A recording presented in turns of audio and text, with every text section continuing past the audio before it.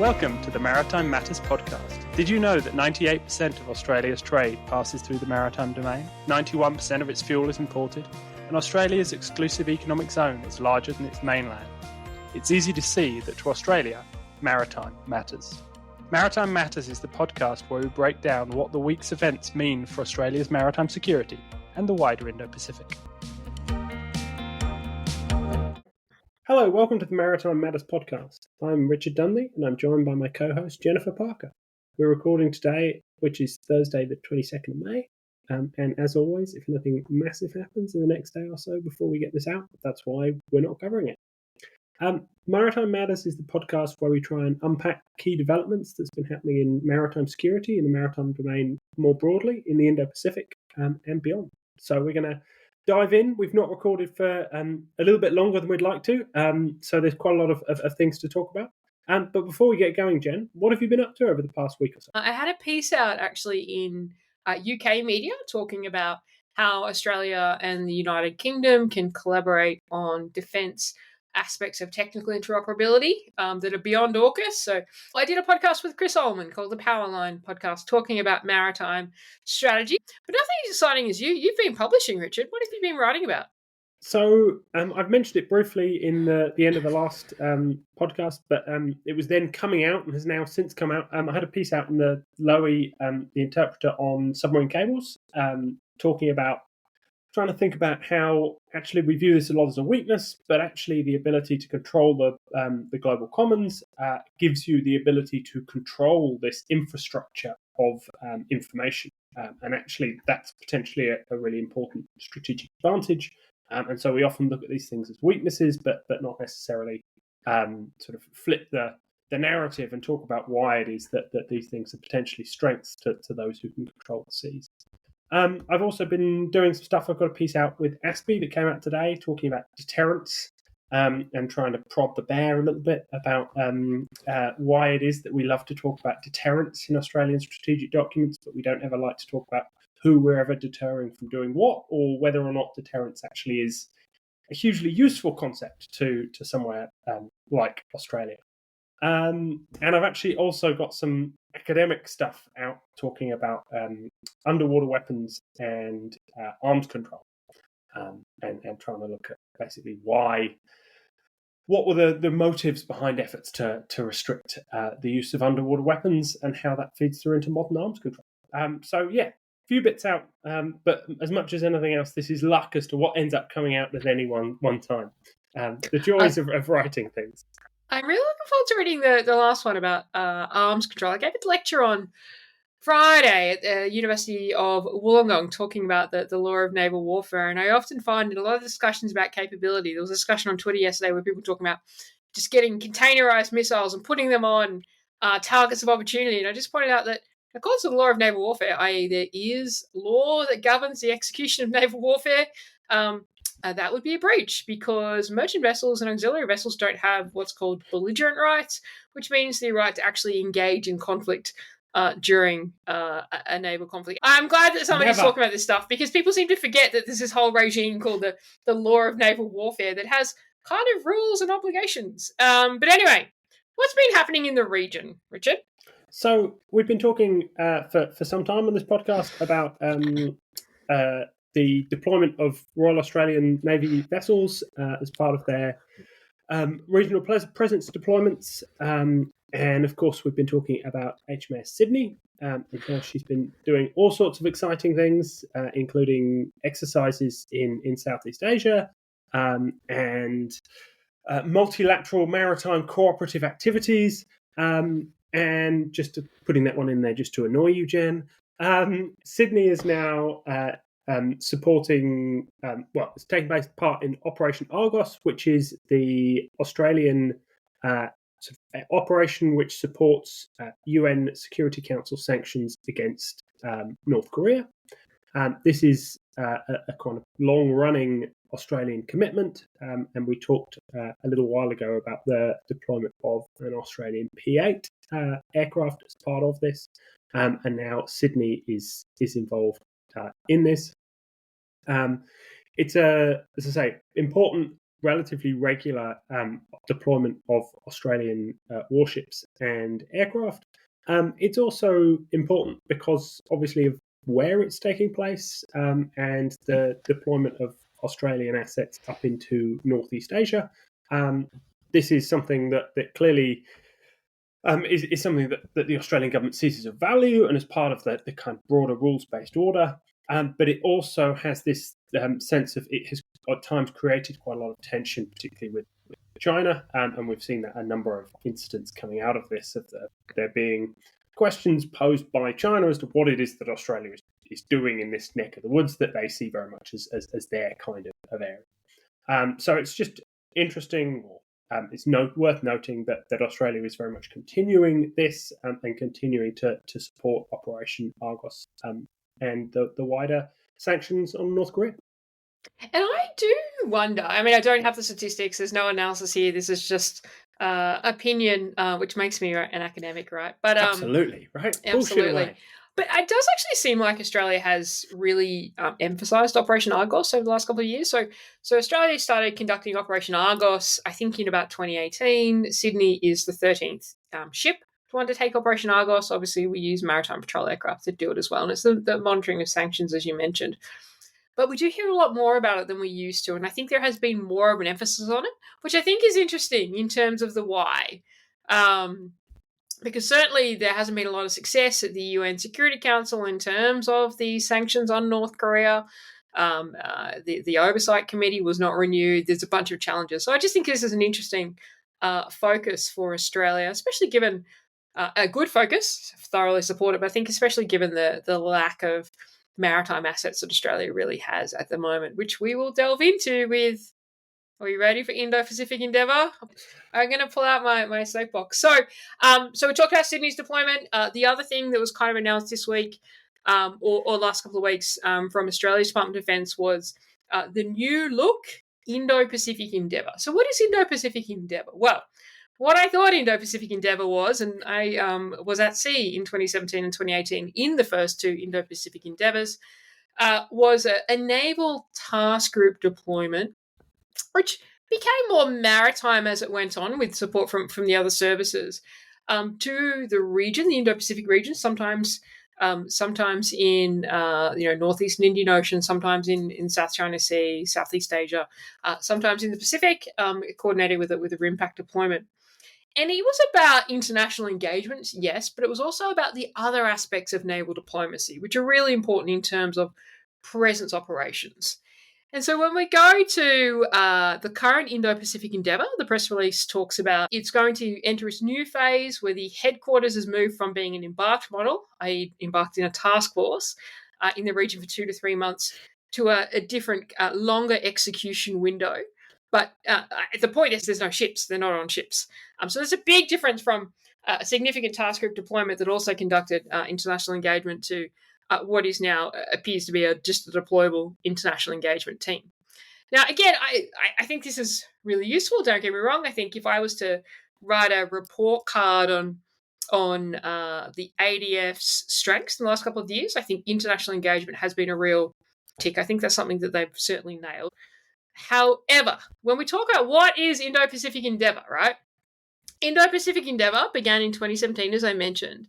And the original statement on Indo-Pacific Endeavour, Defence Minister Maurice Payne talked about it being a new activity with a chance to demonstrate capability. So demonstration of capability, naval presence, a key important element, foster cooperation and reinforce the rules-based order.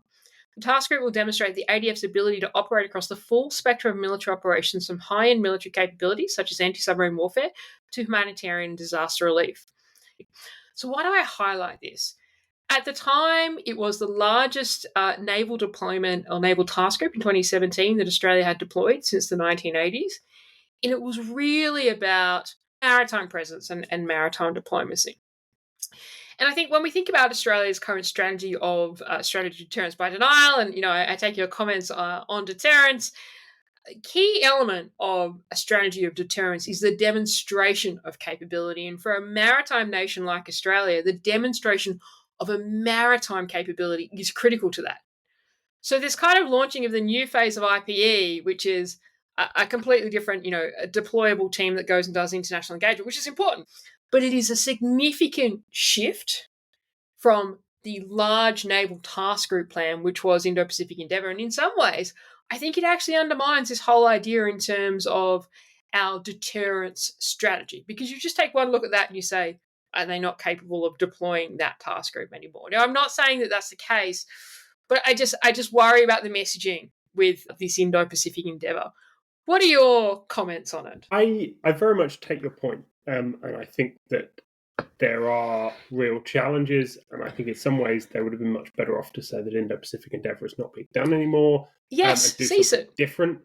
I do, and I think, reading between the lines, I think you're probably right in your suggestion that actually this is a capability challenge, right? We know that the problems that the RAN is facing in terms of putting ships to sea. I do wonder if you then take a bigger picture, if you actually say, okay, well, the RAN is trying to do more of other things. So things like, I think you're seeing, again, I'd have to look at the numbers specifically, but my sense very much is that you're seeing greater presence, particularly in the South China Sea, as part of engagement with the Americans, the Philippines, the Japanese, and others.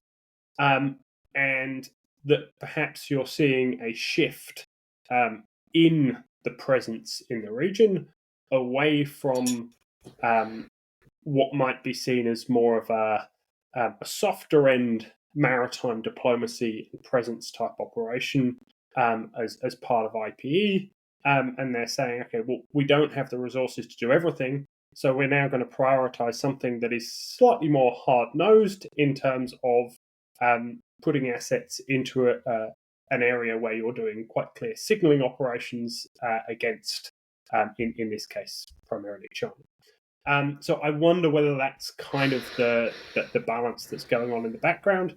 But even that obviously is highlighting the fact that in reality you probably want to be doing both. And the fact that you can't do both speaks to exactly the kind of problems that you're making. So that would be my attempt to try and nuance it a little bit, but yeah. No, look, I see your point, right? But so there's a great soundings paper from the Sea Power Centre that was written in 2020, and I better give a shout out to the authors. So by Professor Adam Lockyer, Justin Burke, Ease Heng Lim, and Fred Smith, right? And the paper looked at the foundations of Indo-Pacific Endeavour. In this paper, it talks about one of the things that was kind of acknowledged is that the Navy had gotten into the habit of deploying single ships. And it was saying in this paper that what they acknowledged is that the diplomatic impact of that was diminishing because of this. So Indo-Pacific Endeavour was about transitioning from the single ship deployments that we were doing to Southeast Asia quite frequently, to be honest. Certainly every year there was at least 2 kind of 3-month deployments from my memory, to moving it to being a concentrated task group and a show of force. So by moving back to the regional presence deployments, which are now single ship deployments, yes, maybe there is more presence, and that might be part of the case. But what you're not showing is that key demonstration of capability. And I would say that Indo-Pacific Endeavour was also increasingly designed to incorporate other countries in it. So I think 2 years ago, we saw a detachment of, might have been Philippines Marines on one of the amphibs. You actually saw it chop in and out of other key exercises during that period. So it wasn't just Australian ships and Australian people. It was kind of growing, not on the same level as the UK carrier strike group that's coming out here in terms of international participation, but it was growing along that way. And so I just look, thank you to all the hard work of the people who are working on IPE 25 if you're watching this, but I really think it is a loss in terms of, if you think about Australia's wider strategy and one of the things that we're trying to demonstrate in terms of deterrence, I think this is a loss. Anyway, what else are we talking about? What else is happening? So I'm going to briefly mention something that we talked about quite a lot, and that happened actually pretty soon after our last podcast, which was developments in the Red Sea and with the Houthis. It's not directly in the Indo-Pacific, but is something that's very relevant, and we talk about, as I say, quite regularly. On the 6th, so a little while ago now, President Trump ordered suddenly the end of the strikes that were taking place, the continuing strikes that were taking place against Houthi targets in Yemen. Now, the strikes had initially been sort of the messaging behind them was that this was the Americans effectively trying to stamp out the ability of the Houthis to attack shipping in the Red Sea. The decision to stop those strikes came as part of a deal that was mediated by the Omanis, in which case sort of is that the quid pro quo being that the Houthis agreed to stop attacking what is referenced as US shipping. Now, quite what is meant by US shipping, we don't really know. And in fact, that's kind of the point I'd make about this, is that there's a huge amount about which we don't really know. The Houthis very quickly made it clear that they viewed this as a success on their part, and that they would continue and have continued to attack Israel. After all, that was the original rationale behind the attacks in the Red Sea, was supposedly all of this was linked to Israeli operations in Gaza. There's also uncertainty about the role of Tehran so the Iranians in trying to basically pull back the Houthis from antagonizing the Americans any more than they necessarily have to. But I think it's interesting. I think there's been quite a lot of chat since then about the reporting, particularly from the American side, about the limits and limitations of the American strikes and the American ability to degrade the Houthis' capability. And so I think that there's still some real questions, and for now at least, shipping seems to still be avoiding the Red Sea because of the uncertainty over it. But I think it's an interesting development, but it's very much a case of watch and see, and I don't think we yet really know quite what a lot of this means. What were your takes on this one? Yeah, I thought it was a little bit curious. Clearly, it's coming at the same time that, and this is not a maritime issue, but everything bleeds into the maritime. At the same time, the US is having talks with Iran about Iran's nuclear program, and so clearly there is some, I would suspect, leaning on the Houthis to just retract a little bit while these talks are happening. Iran is very keen to have a number of the sanctions placed on Iran lifted because of the impact on their economy. I think the second element that really kind of plays into this as well is, and we're going well beyond maritime, so I'll just quickly mention it, I won't delve into it, but is the relationship between the US and Israel. I think it was significant that the US president went to the Middle East and didn't go to Israel or meet with the Israeli Prime Minister. I don't think the Houthis are done with attacking shipping whatsoever. Clearly there is about to be a surge of activity in the Israel conflict in Gaza, which we won't delve into, but I think we're going to see Houthis attacking shipping as well.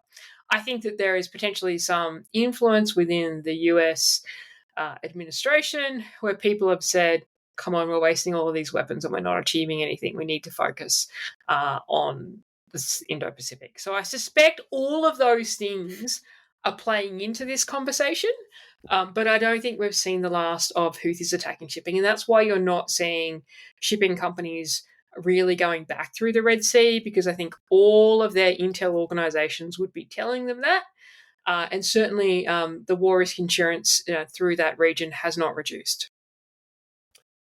Oh, so yeah, it sounds like we're going to continue to talk about the Red Sea for some time to come. Yeah, when are we going to get back to talking about whether Australia should send a ship to the Red Sea? They were our best podcasts. Anyway. Do you want to talk briefly about the Mexican training vessel in New York? I do. Look, firstly, I just want to offer my thoughts and condolences to the Mexican Navy on this a pretty horrific incident. So we did see the incident over the weekend. So I think it was Sunday the 18th of May, potentially Saturday the 17th of May because of the time zone difference, where we saw in Manhattan, well, Brooklyn, New York, I'm not an American, the Mexican sail training vessel, which I'm not going to even try and pronounce because I will butcher it. But it's a sail training vessel from the Mexican Navy. It's quite familiar to many in Australia. In fact, it was in Australia in 2024 and has undertaken a number of visits to Australia since kind of 1998. It's one of those cruises that at the end of the training pipeline, I think they're kind of naval college equivalent, Mexican Navy cadets actually embark on it. And it was going on a 255-day journey around the world. It was in New York. It pulled off the pier, sternboarding off the pier, clearly to get into the center of the bay, pivot, and then start heading out. Now, what's happened is it has sternboarded into the center of the bay. It has then accelerated in its sternboarding, and it's hit the Brooklyn Bridge. So this is what's called, I'm not a sail expert, but it is called a bark rigging. If you're a sail expert and I've said that wrong, then please send your offense to Richard, not me. But what that has is it has three large main masts. So it's got the foremast, the mainmast, and the mizzenmast. The topmast of the three of them hit the bridge. Unfortunately, they were being crewed along the yardarms by the cadets, which is common for sail training vessels when they sail from a port that everybody climbs up the mast. 2 cadets have died. There's a number severely injured, and there's a lot of conversation about what has happened here. What's actually happened, we don't know. You can go online. I'm sure we'll share a link. What's going on with shipping has a really good coverage of this. It's clear that there was some sort of failure on the vessel. The vessel comes out. It then seems to accelerate towards the Brooklyn Bridge. The New York police have put out a report that they said that the vessel came out, had an engineering failure, and the current carried them. Now, there is likely a fair bit of current going up that river, but not that fast. It looks like it's at about 5 knots by the time it hits the bridge. Some interesting elements, too, in terms of when it's come off the berth. They clearly had a pilot on board, a New York pilot who's an expert in that area as part of their US requirements. And interestingly, it had a tug in the vicinity, but the tug wasn't attached. And that's one of the things that's kind of directed a lot of attention. For a vessel that's not that maneuverable, that's coming out of a port that it's, off a pier that it's not that familiar with, it does seem a little bit odd not to have a tug attached until you've done your pivot and decided to start accelerating down the river. So look, a lot to kind of pull apart on that one. I think it's just worth kind of acknowledging that it has happened, and again, offering the sympathy and condolences to the Mexican Navy and the families of those that have passed away. Yeah, definitely a sad one, and a pretty horrible footage that you can see if that's what you so desire. But yeah, not a pleasant one. Moving on, talking about capability. What's been going on in capability recently? Well, there's been a lot of things happening in this region in terms of capability. We're still seeing a key trend of countries announcing new uncrewed surface vessels and uncrewed underwater vehicles. I don't think we really have time to go into it, but I note that the Royal Navy has launched their Excalibur, which looks a lot like the Australian Navy's Ghost Shark, obviously by a different company. We're also seeing kind of a number of ships and submarines getting delivered for more regional countries. And we know that there is part of a naval modernization going on in the region, not just in China and Australia. Many of the other coastal states are seeking to upgrade their navies. So Singapore recently announced that it was going to acquire 2 more Invincible-class submarines to be built in Germany by TKMS. Now, Singapore's had quite an interesting journey with the acquisition of submarines. So it first started operating submarines in the early 2000s, and these were second-hand Swedish submarines. So it had the Challenger class, of which it still has 2 of, the Archer class. But then in 2021, it got its first of the Invincible class. Now, originally the order was for 4. 4 of those have been built in Germany. Singapore calls it the Type 218 SG, but it's based on the German TKMS Type 214 conventional submarine. Notably, this one has air-independent propulsion, which does make it quieter in certain circumstances. So this is significant in terms of an expansion of the Singaporean submarine fleet. I think it's also interesting how quickly TKMS have managed to build these submarines for Singapore. So look, again, it's just part of that kind of expansion of coastal navies generally. We don't necessarily know what this means for the older submarines that Singapore is operating. So that means there are currently 8 submarines in Singapore's orbit. The last 2 of those are still actually in Germany doing trials, but they'll be delivered this year. This means that Singapore will technically be operating 10 submarines. You would suspect to see that the Challenger-class submarines will be decommissioned fairly shortly afterwards. But I think Singapore's kind of transition to the Invincible-class submarines, well, certainly from an outsider's perspective, is quite a successful transition. And when we talk about the Singapore's Defence Force and Navy, I just like to highlight that Singapore is a country of 5.9 million people. And they have managed to sort out a lot of their acquisition and start to transform their naval capability in a way that other navies are struggling. So I think that's kind of an interesting development. Also, quickly, before I hand to you, Richard, just talk about another navy that is modernising and expanding its capability. So I just thought I'd touch on the Philippines Navy as well. So the Philippines Navy has been trying to modernise for a while. So actually in 1995, they released a Modernisation Act that was meant to be a 15-year plan to modernise. It really didn't happen. It wasn't resourced. It was held back by things like the global financial crisis, the impacts of terrorism within the Philippines. It wasn't really a focus. There've been a couple of other acts since, is my understanding, but really we've seen movement under the current administration in the Philippines in terms of that modernisation of the Navy. In the last couple of weeks, we've seen a new guided missile corvette, the Miguel Malvar, be delivered and commissioned within the Philippines. That one was built in South Korea by Hyundai.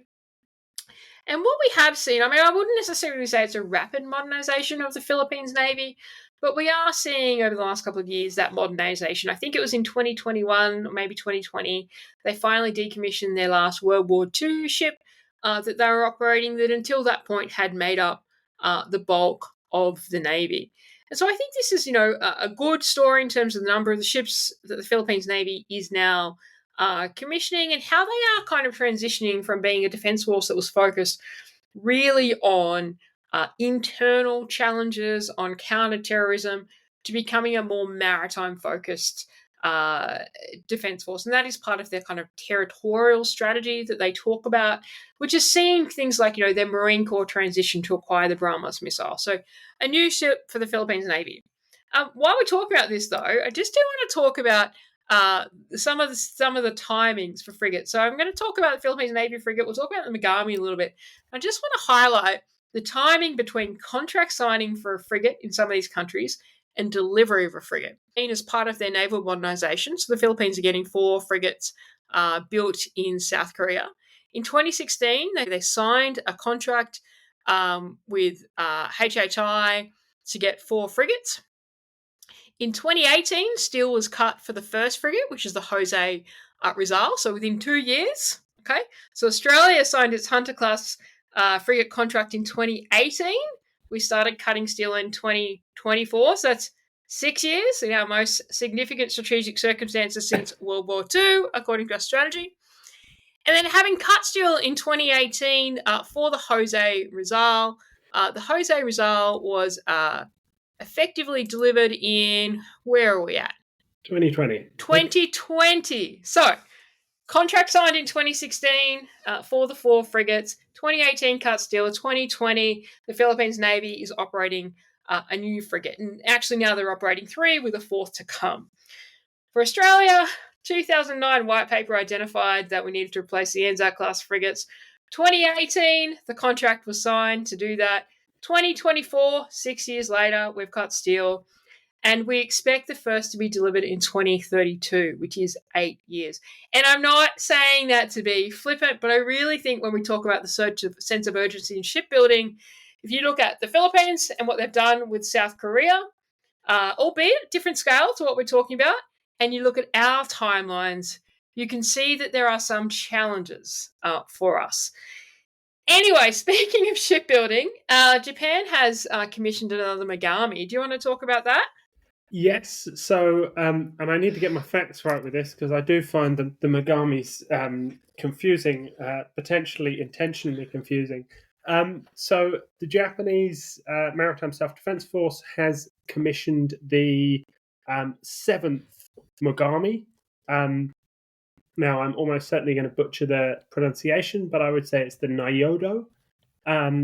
This is notable because she is the first of the Mogami-class to be equipped with the Mark 41 VLS vertical launch system missile tubes. The previous 6 have been sort of designed for but not with, to use the phrase that's invariably used in the business. So there's a kind of a space for them, and the basic architecture is there to accommodate these missiles or these missile cells, but they are not installed. Now, this is the first one which is installed where these are installed from build.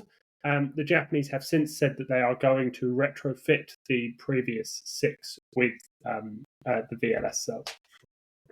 This is a 16-cell VLS block in these, and these are the original Mogami-class frigates.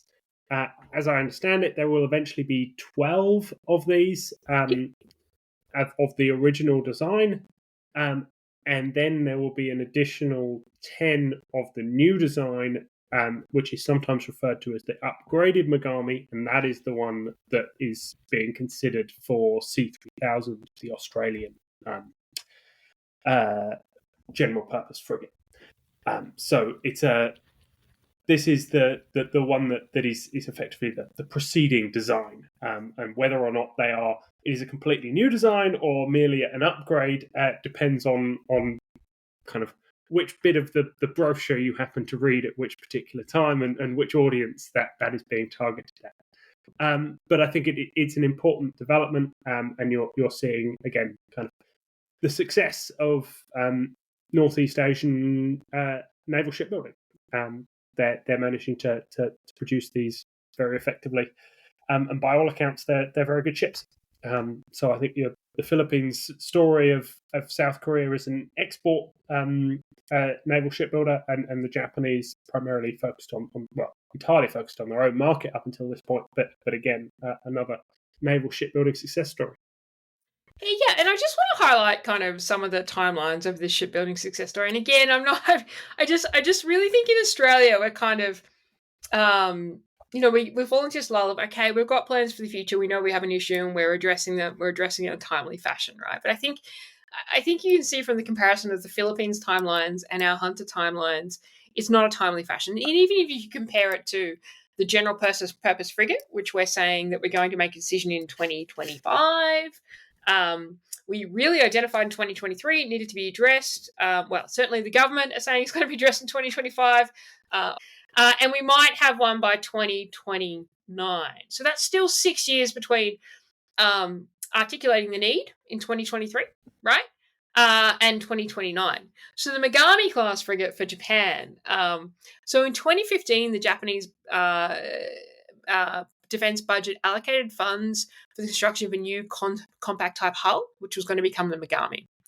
The first design was developed in 2015. In 2017, the prime was selected.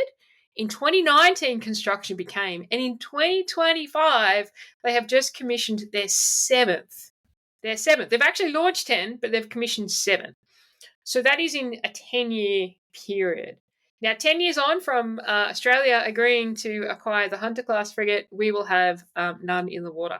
I think I'm making my point about the urgency of shipbuilding. Now, it's not as straightforward. There are other considerations like building shipyards, creating supply. Like, it's not as straightforward as I've just explained it. But I think if we're talking about we are in our most significant strategic circumstances since World War II, and we have the least number of surface combatants since the 1950s, then these timelines are quite lengthy, is my point. I think the other point I want to highlight about the Magami too, we often use the terms Magami and upgraded Magami quite interchangeably. And I think that's kind of been helpful in terms of maybe the tender process in Australia, I'm not sure. But they really are quite different vessels, really different vessels. In fact, so the displacement of a Magami is 5,200 tonnes, which is bigger than an Australian Anzac class frigate. The upgraded Magami will be 6,200 tons, which is only 1,000 tons smaller than a Hobart-class destroyer. They're increasing the length of the hull, which is, that's a different design. So from 133 meters to 142 meters, 10 meters in length. They're increasing the beam by about 0.7 of a meter. It'll have 32 VLS cells, not the 16 that the Magami we've just spoken about. The 7th one that's been launched now has an enlarged radar mast, an improved hull, sonar suite, etc. going on. So they're really not the same ship. And I just want to just thought it's worthwhile highlighting that point. Anyway, Richard, we are going well over time today. We are, and the only point I will make is, and I absolutely agree with most of what you're saying, and the push you're making about the speed of Australian shipbuilding. I do think that the interesting one from my perspective is primarily the the Philippines South Korean example, because I think the Japanese have a very well established industry. They have everything that they can build on, and they have a very good model of how that industry works, including things like they retire ships relatively young in order to maintain a continuous drumbeat of construction. The Philippines example obviously is very different, and there you can see the willingness of a much smaller navy, say, than the Royal Australian Navy, to basically take something that's pretty much off the shelf. And that gives you a lot of advantages in terms of speed. If you're willing to take systems that are broadly, they're operating South Korean weapon systems, and I'd have to double check on the sensor suites and things. But my understanding is that this is very much a case of them going to the South Koreans and asking them for a platform in a way that somewhere like the Royal Australian Navy doesn't do, in some ways for good reason. But that causes a lot of the precise issues that end up with the time delay or the delay around the decisions in the first place, and then the delay around the ability actually to execute that. Now, I think perhaps the question, and at least in part this is the whole discussion around C3000, is are the strategic circumstances such that we ought to throw those kind of questions out the window and get any capability as quickly as possible, or actually are we saying that we're not there yet? And I think that's the really difficult one, and certainly it's not a question that I can come up with a good answer to. But I think that the reality is that if we want to create a really good warship for a long time that doesn't have a whole host of problems with it in terms of different combat systems, different training, different accreditation, all of the other problems that come along with operating radically different warships, then it does just take longer. So, are you? This might be our first controversial one since the Red Sea. Are you justifying the timelines for the Hunter-class frigate? I'm not justifying the timelines because for the Hunter-class I'm not sure frigate. they're just. And I take your. I am merely pointing out that the 4-year example between contract signing and delivery is perhaps something that is not necessarily achievable if you are looking for, if you're a navy of a size where you feel you can set your own requirements and you want to install a lot of your own kit. I'm thinking also, if you look at the challenges that, for example, the United States are having on their frigates at the moment, which in many ways mirror quite a lot of the challenges that have been had in Australia. So I'm just suggesting that doing the classic academic thing of saying it's not quite that simple would be my one-line takeaway from this. So I agree it's not quite that simple, but I do think that the timelines really aren't okay. I think it does generate strategic risk for Australia. And I think it's a question of where do you want to wear your risk, right? Do you want to wear strategic risk? And right now we're saying we don't have 10 years warning time, yet we're still taking more than 10 years. I mean, the first Hunter-class frigate, which was agreed to before the Defence Strategic Update in 2020, will be delivered more than 10 years after the Defence Strategic Update. So there's a disconnect in our strategic statements, and our capability delivery. So what you can say about the capability delivery timeframes is we're willing to wear the risk in terms of not having the capability rather than wear the risk on interoperability with the remainder of the fleet or not having the best capability. But if you go back to what the Defence Strategic Review said about minimum viable capability, which is articulated also in the National Defence Strategy, it's saying that we should be wearing the risk on the capability side, not on the strategic side. So I think that's a significant disconnect. And I think that, I know people are sick of talking about it, but we can't stress enough the risk of having 9 surface combatants in 2026. And that's not 9 surface combatants, because that's 9 surface combatants with a number that are going through significant upgrades, which means it's substantially less than 9 surface combatants. Like, I really think that is a significant risk. And well, I think we've got a did you know? I saw you were very keen on marking a historic moment on social media recently.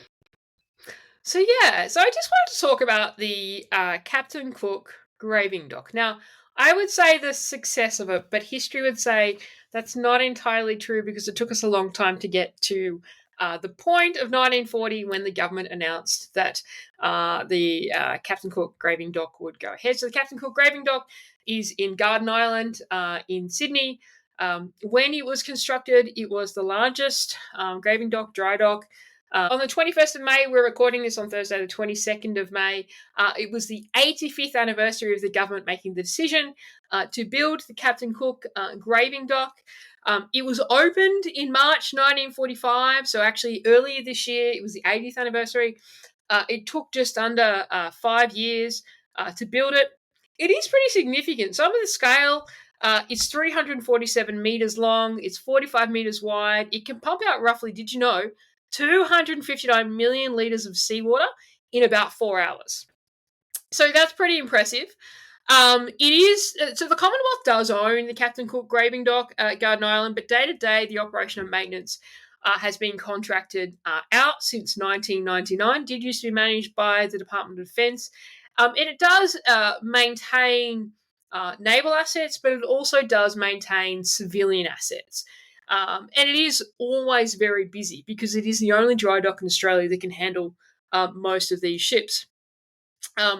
It is big enough to take the Canberra-class landing helicopter dock, so the LHDs, and so it's a critical element for really fleet readiness. Now, I just wanted to highlight kind of the significance of it, the 85th anniversary of the government announcing it. It was part of a key strategic plan once the base in Singapore was lost during World War II. We won't really delve into that, but it really impacted the ability to maintain and repair warships, and the Captain Cook graving dock was kind of meant to address some of that. Now, since the 2024 structure plan, there has been a lot of discussion in Australia about maritime infrastructure in Western Australia to support naval capability. And the full structure plan in 2020 that came with the Defence Strategic Update talked about the need for a graving dock. Now, we are about to hit the 5-year anniversary since the Defence Strategic Update in 2020 and the Force Structure Plan in 2020, which is 5 years since we decided that we needed to build a a dry dock, graving dock in Western Australia. And 5 years later, we don't have one. In 1940, we decided we were going to build one, and 5 years later, we had the biggest one in the Southern Hemisphere. Now, it is acknowledged that we do need one. It certainly will need to come as part of the AUKUS pipeline. But I just wanted to say, did you know about the Captain Cook graving dock? It was the biggest one in the Southern Hemisphere when it was built. It was built in less than 5 years. Did you know that, Richard? I bet you did. I did know that, actually, yes.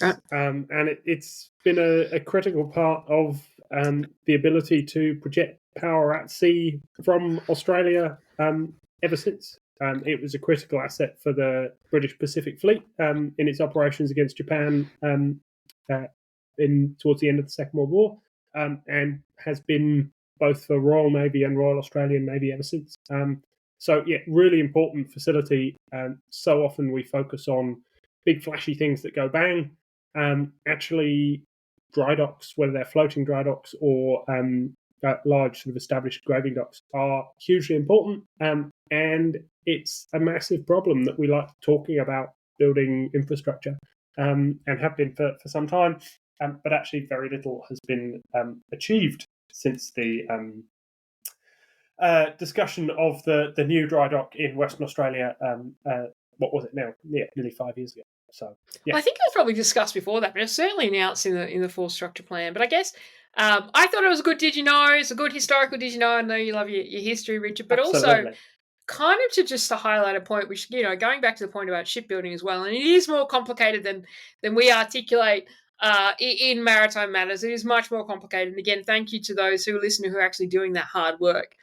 But I think that the overarching point that I make about the dry dock and about the frigate construction is the disconnect in the timelines from our strategic documentation and what we're doing. And I just kind of highlight that in points in our history and other countries are managing to do these things faster. And I think we really do need to address some of those timelines. And on that note, I think we're going to have to call it a day on this episode. We've covered quite a lot of ground, and hopefully you've enjoyed it. And we'll be back again in the next couple of weeks, talking once again about why maritime matters in the Indo-Pacific. Cheers, Jen. Thanks, Richard.